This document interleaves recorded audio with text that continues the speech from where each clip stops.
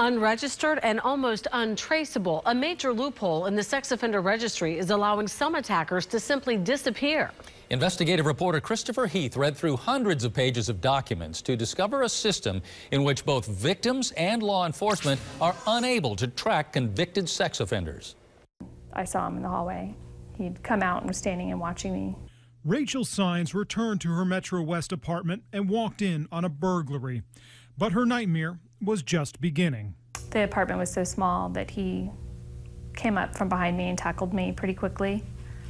And then when he showed me the gun, that was just complete submission from that point on. Raped, then kidnapped and taken to an ATM. Rachel survived and eventually stood before her attacker in a courtroom.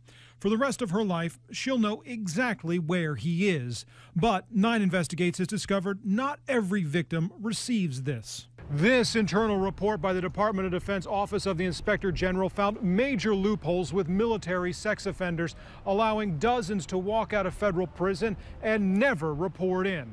We need to be able to protect our survivors. They need to feel safe. Victim advocates point out the problem arises when military members leave federal custody.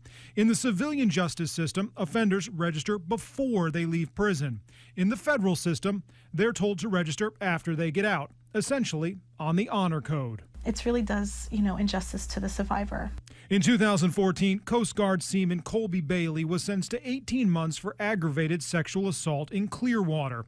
His picture currently does not appear on any sex offender database because he was convicted in a court-martial.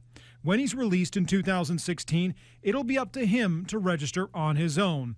For victims like Rachel, the federal loophole means not every attacker will have the same fate as the man who assaulted her. I wanted to make sure he couldn't harm anybody else again. Christopher Heath, Channel 9 Eyewitness News.